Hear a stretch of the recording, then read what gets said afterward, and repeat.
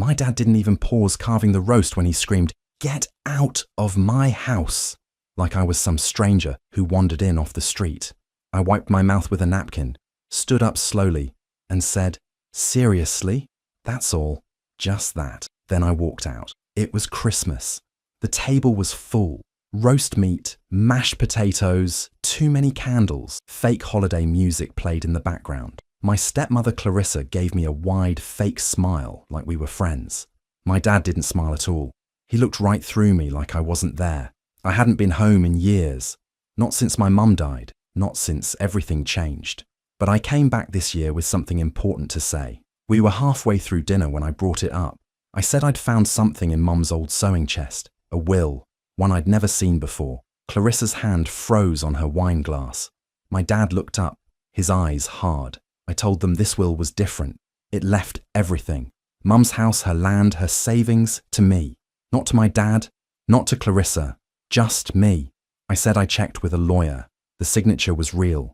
The date was real. It was the real deal. Clarissa laughed first. A short, sharp sound. She said I must be confused, that I didn't understand what I'd found. My dad told me to stop talking, said I always made everything about myself, but I kept going. I said I knew what they did, that the house was sold after Mum died, and the money never came to me. I said I had proof, emails, names, dates. That's when he shouted. That's when he yelled those words, so loud the silverware shook. "Get out of my house!" He didn't even stop slicing the roast, just kept cutting it like I was nothing. I stood up. Everyone stared at me, Clarissa wide-eyed and pale, my half-brother Tyler pretending not to care, my dad still full of anger. I said one word, "Seriously?"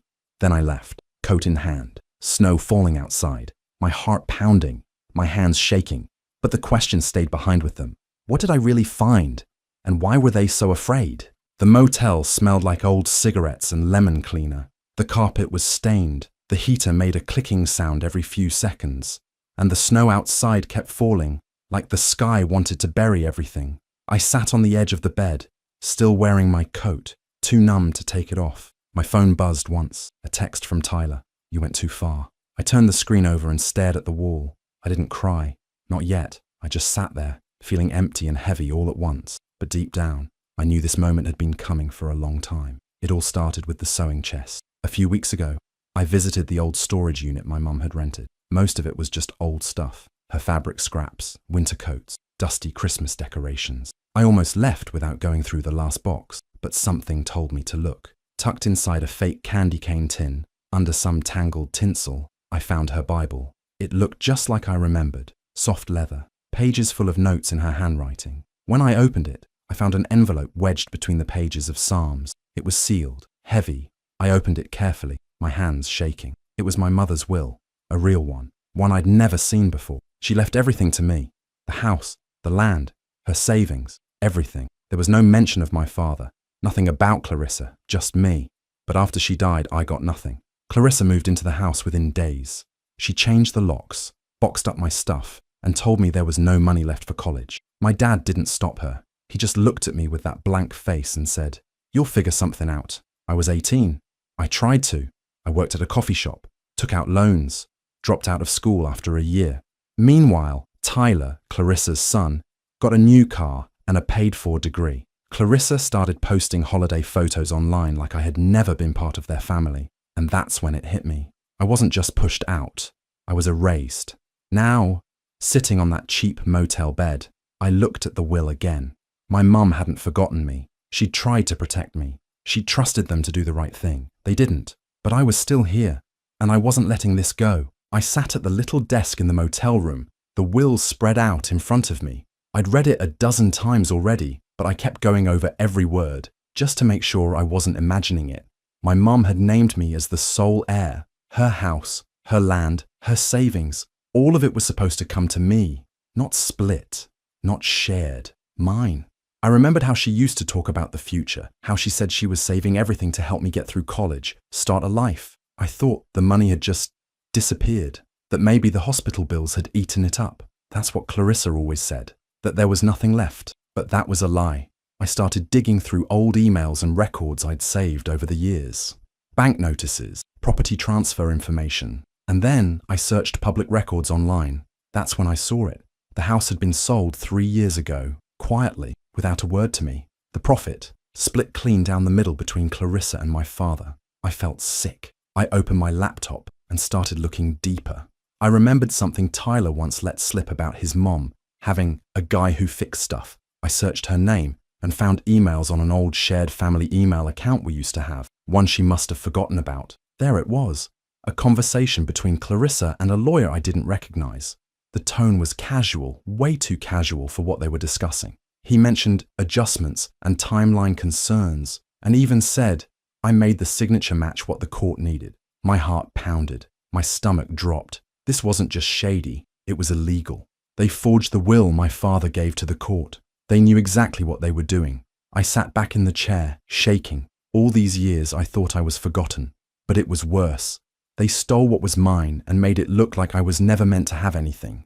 I needed someone to talk to, someone who had known my mum. I picked up my phone and called my godmother, Ruth. She answered on the second ring. Elena, she said, her voice sharp but warm. I told her I found Mum's real will. I barely got the words out before she said, I knew it. I froze. You, what? She sighed. I confronted your father years ago. He shut me out. I knew something was wrong, but I couldn't prove it. My throat tightened. Why didn't you tell me? I didn't want to hurt you more than they already had, she said softly. But maybe now's the time. She was right. It was time. And I was going to make sure they regretted every lie they told. I sat cross-legged on the motel bed, phone pressed to my ear. My mum's will still open beside me. Ruth, my godmother, was quiet for a moment after I asked her what she meant by, I knew it. Then she sighed, long and tired, like she'd been carrying this secret for years. Elena, she said, after your mother passed, I went to your father. I told him I remembered your mum saying everything was for you. He shut me down immediately, told me to mind my business and stop stirring up drama. I blinked. Why didn't you tell me? I tried, she said. But then Clarissa moved in, fast. I got one visit with you and then nothing. No calls, no answers. I figured you'd been pushed out. I couldn't get close enough to help. My throat tightened. You were right. That's exactly what happened. Ruth's voice sharpened. If you're ready to fight, I've still got names. Your mum's original lawyer, an appraiser who handled the property before Clarissa got involved, and a court clerk, retired now, who once told me something felt wrong about the will your dad filed. I wrote the names down, hands trembling. It all felt real now, not just betrayal, but a plan, a setup. I started digging that same night. I called the original lawyer first. He'd moved states but remembered my mother clearly. She was very clear, he told me. Everything was to go to you. That was the entire point of the will. Then came the appraiser. She remembered Clarissa, said she was cold, rushed, and weirdly eager to push the house sale through. Didn't act like someone mourning a friend, she said. Acted like someone claiming a prize. Finally, the retired court clerk. She'd worked at the probate court when the will was filed. The signature didn't sit right with me, she said. But I had no proof. Your dad came in with confidence, clean paperwork, and a fast-track filing. We didn't have reason to dig deeper. Every piece clicked into place. This wasn't a misunderstanding. It wasn't carelessness or grief or bad timing. It was a plan. They didn't even wait. My mother died, and within a week, Clarissa moved in. The house was cleaned out. The locks were changed. I was pushed out of my own home like I never belonged there, and no one looked back. I stared at the wall for a long time, heart pounding in my chest like it was trying to break out. Then I said it out loud, for the first time, like tasting fire on my tongue. They planned it. Not just Clarissa, not just my dad. They did this together, and they were going to pay. I met Tyler at a trendy little cafe downtown. His choice, of course. He showed up late, wearing a designer coat and sunglasses, even though it was cloudy. Typical. He gave me a smirk like he was doing me a favor just by being there. I don't have much time, he said, sipping some overpriced drink. So what's this about? I leaned forward. It's about Mum's will. The real one. The one that left everything to me. He blinked, but didn't say anything at first. Just tilted his head, pretending to be confused. What are you talking about? That's old news. Dad handled everything legally. No, I said, voice steady. He didn't. I found the original will. It was hidden in Mum's Bible. She made me the sole heir.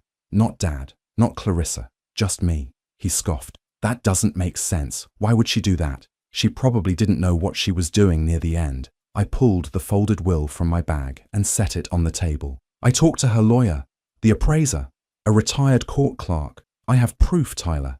They forged the will they gave to the court. His smirk slipped for a second. A flicker of something crossed his face. Hesitation, guilt, maybe even fear. But he recovered quickly. You're really going to bring all this up now? After all these years? He said. It's over, Elena. Move on. I stared at him. You knew, didn't you? He looked away. Not for long, just long enough to answer me without words. Then he said it, soft and cold. You were never supposed to come back. My stomach turned. So that's it? I asked. You all just decided I didn't matter anymore? He stood up, dropping a 20 on the table. It wasn't my call, but yeah, once you were out, things were easier. He walked out without looking back. I sat there alone, heart racing, staring at the will. He knew. They all knew, and none of them ever expected me to come back. But I had, and I was staying. The diner smelled like burnt coffee and old grease, but it was warm, and that was enough. Snow piled against the windows outside, while I stirred a melting sundae with the back of my spoon. Vanilla and chocolate swirled together, untouched, except for the cherry I'd eaten just to feel something. Ashtray already full, I lit another cigarette with shaky fingers. Smoke drifted upward, curling toward the flickering light above the booth. I must have looked ridiculous. Messy hair, eyes swollen from not sleeping, chain smoking over half-eaten ice cream like some washed-up movie cliché. Everything felt wrong, fake, hollow. Mom had trusted them, trusted him. And Clarissa, she didn't just swoop in and steal my place. She planned it, with him, with Tyler. They carved me out like I never mattered. That truth hit harder than anything. Could have screamed, could have cried, didn't do either. Instead, I pulled out my phone and searched for the only person who might actually understand what this was. Rhea Patel, quiet, brilliant, terrifying in the courtroom. We weren't exactly best friends back in college, but I remembered how sharp she was. She didn't flinch, ever. Found her number, pressed call. Elena, she answered, calm and cool like she always was. Yeah, I breathed. I need you. Told her everything in a rush. The forged will, the stolen money, the emails between Clarissa and the shady lawyer, the fake signature, the whole thing like a slow-moving car crash I'd finally pulled myself out of. She listened, didn't interrupt once. When I finished, the silence on her end stretched just long enough to make my chest tighten. If all that's true, she said, finally, this isn't just a messed-up family secret. It's fraud, felony level. That's prison time, Elena. The words rattled something inside me. Not fear exactly, more like cold clarity. I want to go after them, I said. You sure? She asked. Because if I take this on, we don't half-ass it. You'll be dragged through mud.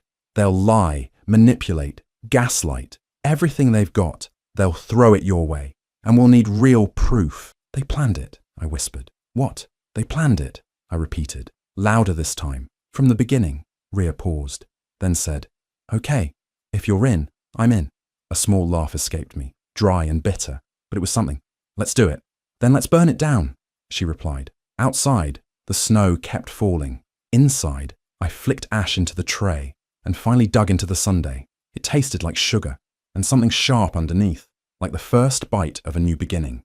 The envelope was plain, no return address, no name. Just one simple package mailed to my father's house a week before Christmas. Inside was a copy of the original will, a stack of printed emails between Clarissa and that sketchy lawyer, and a USB drive. I didn't write a single word. The files spoke loud enough. The audio on the USB was the best part. Clarissa, drunk at a backyard barbecue, laughing with some old friend. I mean, come on, she'd said, slurring just a little. It's not like the dead wife was going to come back and argue, right? We outplayed her. That house was just sitting there. Then laughter, long, smug, sharp. I didn't have to be there to imagine how it all went down. Christmas dinner, turkey, or maybe roast again. Clarissa passing out plates with that fake smile. My dad probably still trying to pretend everything was normal. The big man at the head of the table. Then the moment he opened the envelope. The moment he plugged in that USB. I pictured Clarissa choking on her wine. Did he pause carving the roast this time? Or did the knife slip from his hand? My phone buzzed around 7 p.m. Tyler. His message read, "WTF did you do?" I smirked. "Roasts a little dry this year?" I typed back. No reply. I didn't need one. Let them sit with it. Let them hear her voice on that recording, laughing about cheating me, cheating my mum, and bragging like it was a game she'd already won. Let my father hear her real voice, the one I'd heard for years, the one he chose over me. They thought I'd walk away, that they could erase me and move on, celebrate Christmas like nothing happened. But I wasn't gone. I was watching. I was working. I was waiting. This year, I didn't want a seat at the table. I wanted the whole damn table flipped. Clarissa made her move the next morning. She posted a long, dramatic message on Facebook, claimed she was being attacked, that jealous family members were digging up lies to destroy what she and my father had built together. She even added a picture of herself crying next to a Christmas tree, subtle as always. But the comments didn't go how she hoped. People remembered my mum. They remembered how fast Clarissa moved in, how quiet the funeral was, how I suddenly disappeared from the family photo wall. Some asked where the house money really went. Others mentioned how Clarissa used to brag at church luncheons about fixing things after my mother died. A few even said she always gave them a bad feeling. I didn't reply. I didn't have to. Ria filed the paperwork that same week. The court reopened my mother's estate based on newly discovered evidence: fraud, forgery, misappropriation of funds. A big, messy lawsuit against Clarissa and against my father. That part still stung, suing my own dad.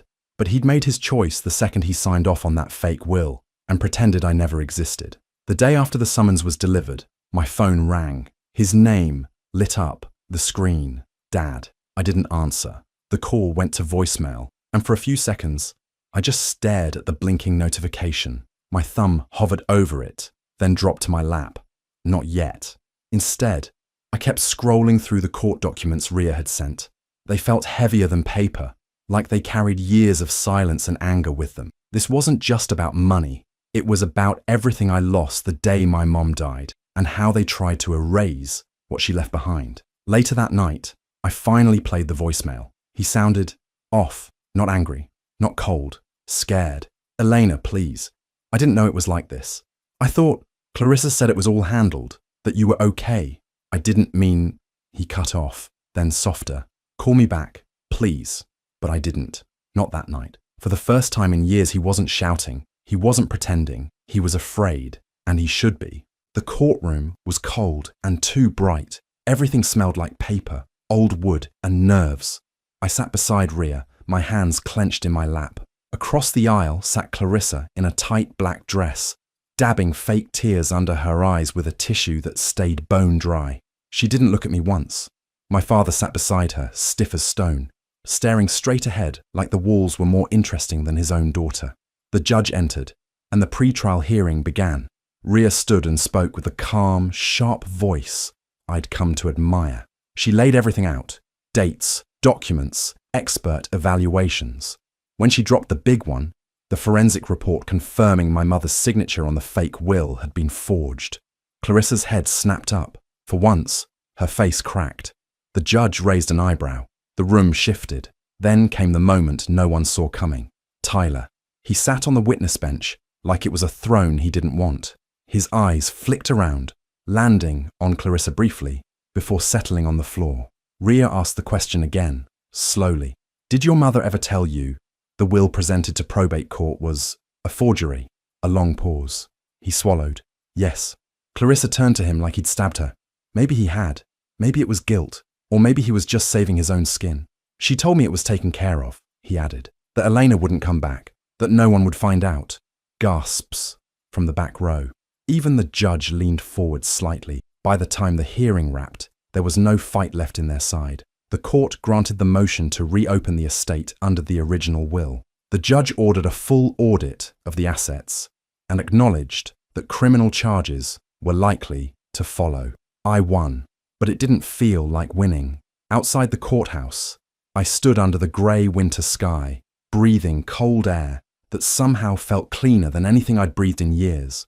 My father walked out a few minutes later, alone. Clarissa had disappeared. He stopped a few feet away from me, eyes tired, older than I remembered. "Eleanor," he started, but I cut him off. This was never about the money, I said quietly. This was about her, and about me. You let her erase both of us. He didn't reply, just nodded slowly, like maybe, finally he understood. I walked away before he could say anything else. Some endings didn't need long speeches. Some were just truth, spoken out loud, at last. The apartment smelled like rosemary, garlic, and slow-roasted joy. Soft music played in the background, and fairy lights blinked from every corner, warm and golden. Laughter bounced off the walls as my friends poured wine, set the table, and argued about whether mashed potatoes needed more butter. They did. I'd already added more. The roast was resting on the counter, perfectly browned and smelling exactly like home should. I tied my apron a little tighter and picked up the carving knife, fingers steady, one clean slice through the center. Juicy, tender, exactly right. Careful, someone called from the table, grinning. Don't throw anyone out this year. The room chuckled. I looked up, smiled, and replied, seriously. That one word hung in the air a second longer than the laugh it got. I meant it as a joke. I meant it for me. Last Christmas, I'd stood up from a table where I didn't belong.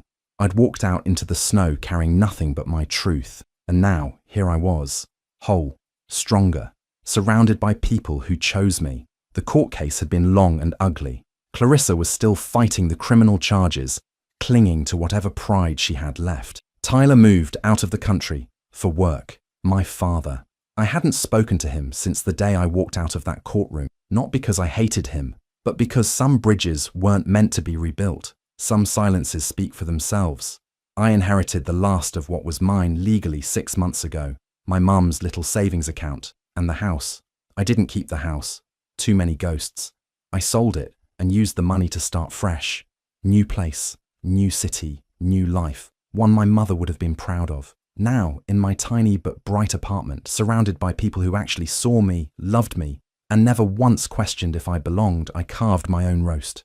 I served every plate with a smile. I didn't have to fake it anymore. We toasted to second chances, to chosen family, and to a Christmas where no one got betrayed. Later that night, as the dishes soaked in the sink and the laughter faded into quiet hums and shared memories, I looked around the room and finally let myself breathe. This wasn't revenge, not really. This was return, not to them, to me. Do you think Eleanor did the right thing by walking away from her father for good? Or should she have given him a chance to make things right? Let me know what you would have done in the comments. I'm really curious to hear your take. And if you want more stories like this, full of drama, revenge, and real emotional payoff, make sure to subscribe and hit that notification bell so you don't miss the next one. You won't want to miss what's coming next.